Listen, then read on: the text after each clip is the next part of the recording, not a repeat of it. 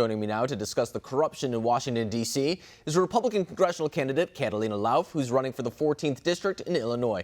Catalina, thank you very much for joining us tonight. So this is kind of a big development regarding Carter Page, especially acknowledging the fact that over the past year or two, he's been central to this whole Russia kind of investigation, which led to Robert Mueller. And of course, it's still an allegation that we see today, the impeachment trial. So what's your take on this whole process, how he's developed up to this point?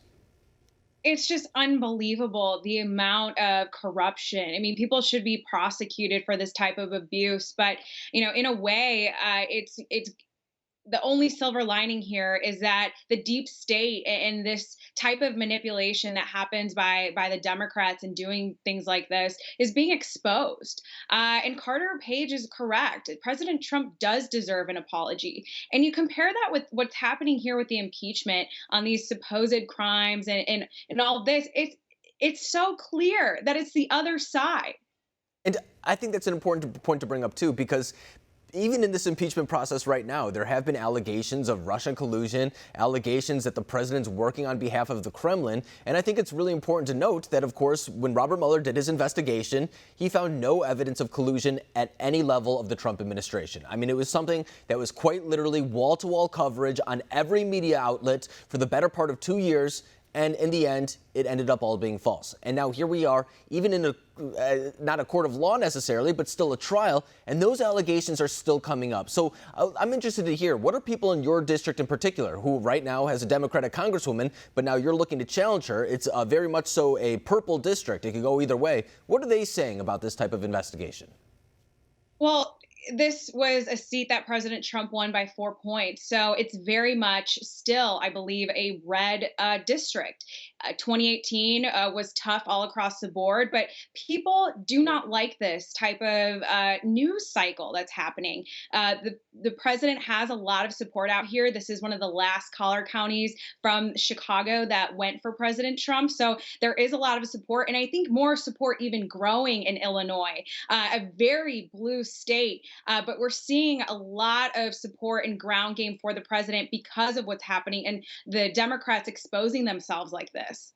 And I think this actually kind of sheds an importance of a congressional race because, for example, you look back to the 2018 election, there wouldn't be an impeachment. There wouldn't be any of this right now if Republicans held control of the lower chamber. So it kind of does show you the power of how important these lower races down the ballot outside of the presidency actually are. So I'm interested to hear, too, do you think that after this, after, for example, the Senate will likely acquit President Trump? I don't want to jump to conclusions or anything like that, but it's looking that way right now. Do you foresee that Democrats will continue kind of investigating this allegation, or do you think that it'll move on to maybe something else? I mean, we've seen it with Russia. We've seen it with his tax documents, whatever it may be. Do you think they're going to continue exercising their oversight, which a lot of people would say that is actually overreaching?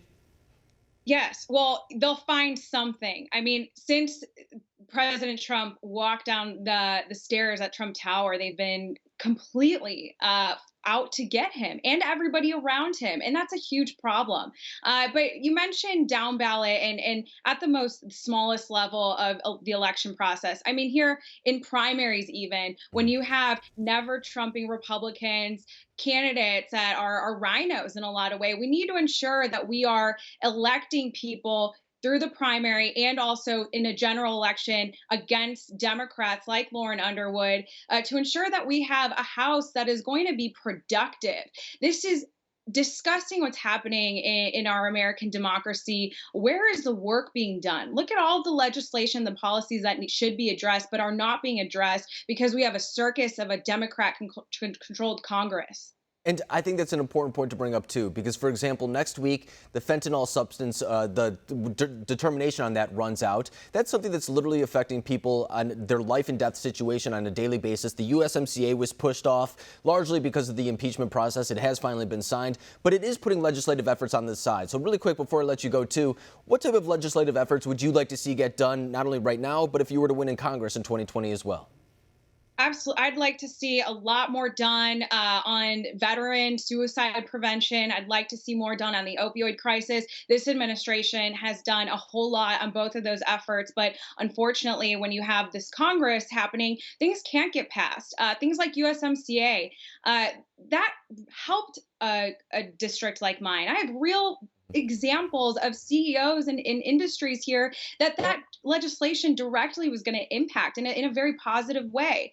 So we need to focus on legislation that is helping the American people, and I hope to champion those. Yeah, and next time I talk to you, actually, this impeachment process might be over. So it might be a bittersweet thing for us, but at least that way we'll have something a little bit more fresh to talk about next time around. Hopefully those legislative efforts that you were talking about. But Catalina Lauf, her website's right there if you want to learn more about her campaign. Thank you very much for joining us tonight.